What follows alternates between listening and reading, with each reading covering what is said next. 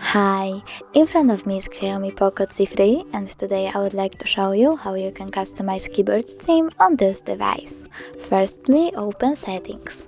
Now scroll all the way down and tap on Additional Settings. Then Languages and Input, Manage Keyboards and Settings.